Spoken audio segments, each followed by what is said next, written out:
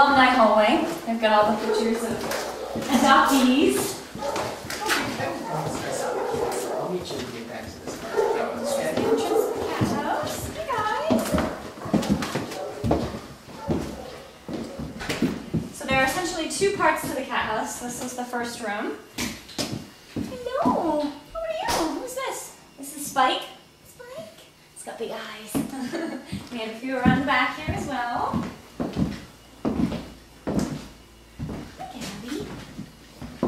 Is this the official adopted?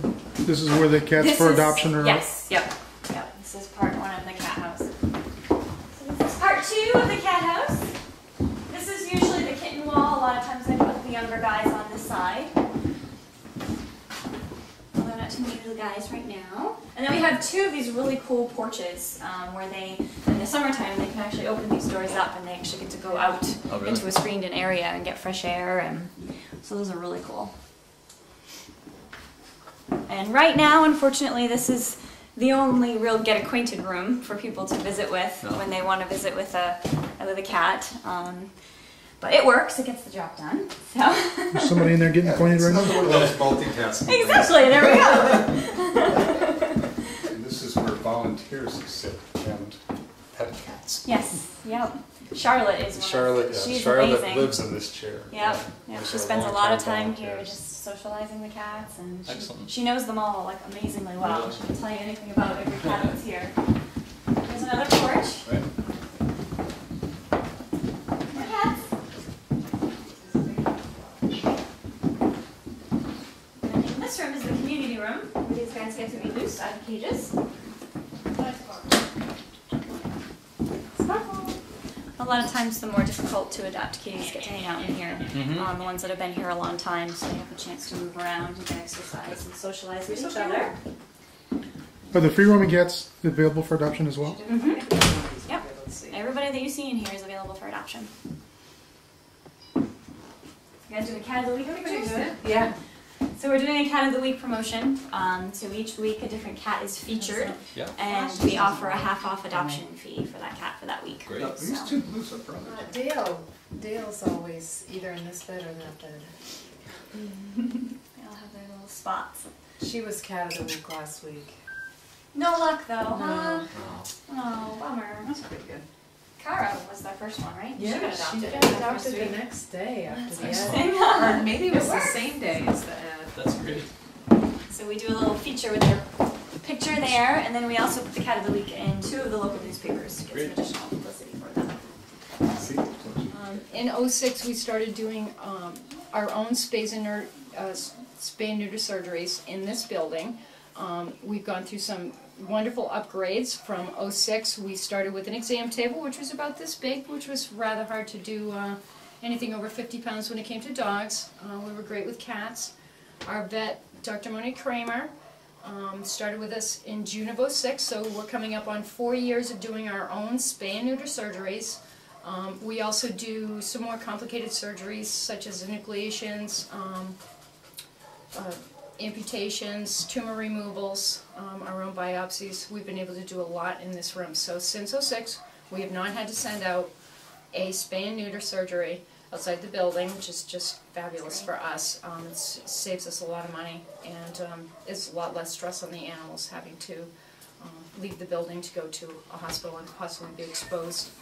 And what's this one in here for? We are also it was a year in December that we started doing public spays and neuters, and we try to do clinics as often as twice a month or once a month at the very least. We do public spays and neuters.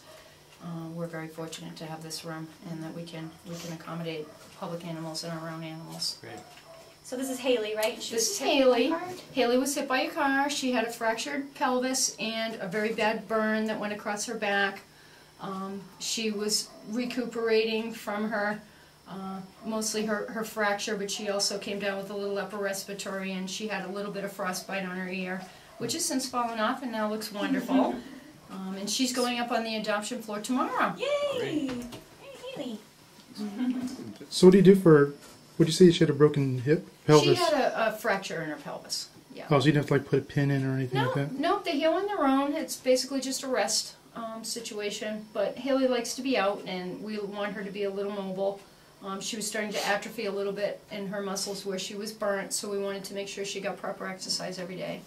And one of our local doctors, Dr. Linda Haller, has been doing a therapy technique on her called Bowen, and she enjoys it very much. I know my wife enjoys it. All right. Yeah, she likes it too. Yeah. The cats seem to love it. They fight over her now. Yes, They're very possessive. And then we're going to go into the ACO room.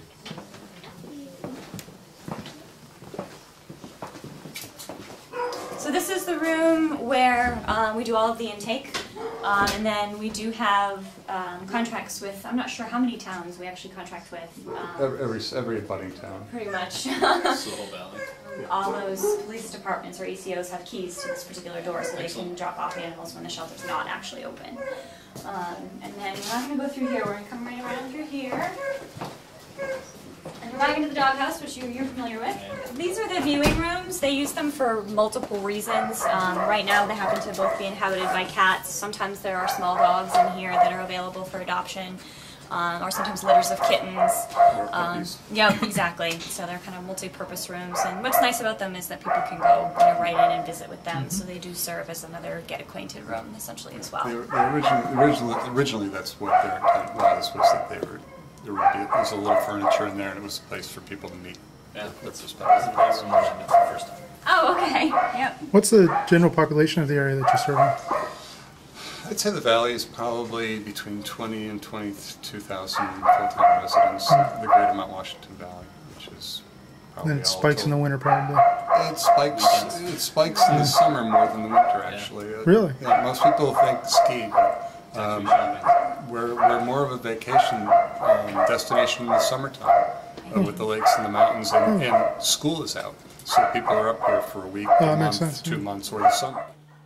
Have you seen this yet? Have you been through here? Oh, okay.